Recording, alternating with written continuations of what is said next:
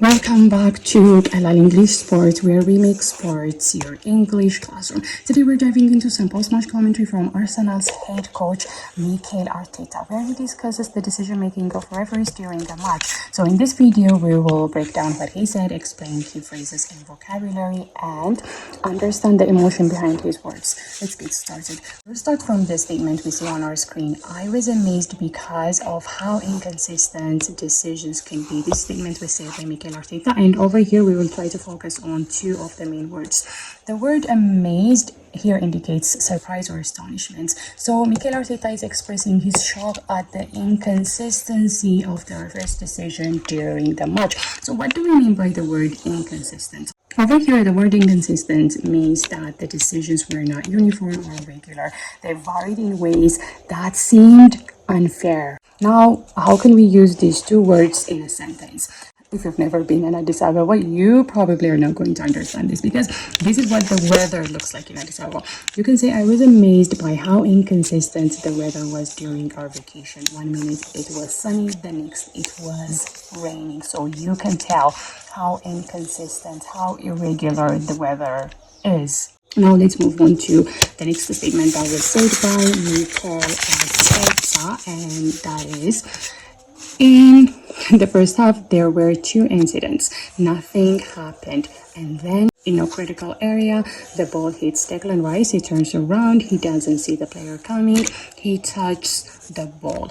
Mikel Arteta said this. So, over here, the phrase in the first half refers to the first 45 minutes of the match. And Arteta mentions that there were two incidents where the referee did not take any action. And the phrase in no critical area, over here, we've got a comma.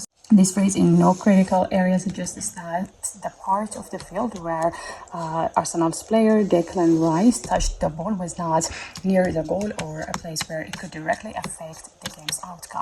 The word incidents refers to maybe events that occurred during the match. So we can use maybe the word incidents in a sentence.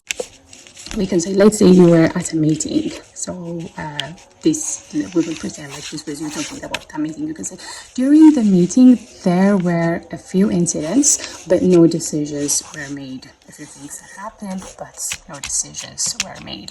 We can use the word incident like this. Now let's move on to the next thing that was said by Mikel Arteta. He said, by law, I'm not sure whether you guys can see it, but okay, so by law, he can make that call, but by law, then he needs to make the next call, which is a red card. So we play 10 against 10. So when Declan Rice was shown a red card, Arsenal started playing with only 10 players, whereby the other opponent was still playing with 11 players, and according to Mikel Arteta, he said that was not fair. So maybe let's start to take a look at the phrase by law. By law refers to the rules of the game. So over here, Mikel Arteta points out that while the referee made a correct call by the rules, he should have followed it up with another decision, which is giving a red card, and that would have evened the playing field, and that is why he said 10 against 10. So over here, the phrase 10 against 10 refers to both teams, Arsenal and the other team, having the same number of players after a red card is given. So maybe let's try to use this by law in a sentence.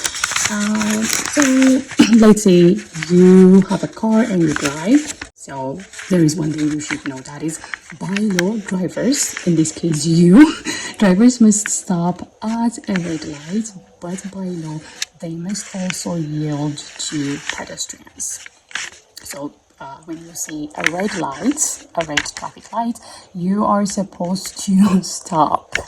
And not only that, you are expected to give way to pedestrians, allowing them to cross the street safely. So by law, you are legally required to halt your vehicle when you encounter a red traffic light. And Mikel Arteta said the following, and this is going to be our last statement for this video. He said, so this is what amazes me. So from this we can understand that Mikel Arteta concludes by reiterating his amazement, emphasizing his frustration with the inconsistency of the decisions made during the match.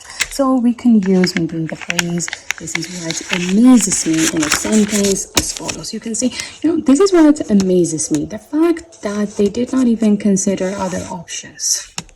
So from this statement, you can understand that, well, they had the chance to consider or to choose other options, but they did not do that. Well, there you have it. Mikel Arteta's reaction to the match with a focus on his frustration with inconsistent decision making.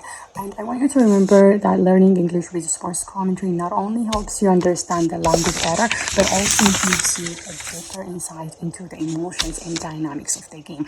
If you enjoyed today's breakdown, don't forget to like, subscribe, and hit the notification bell for more English lessons through sports. See you in the next video.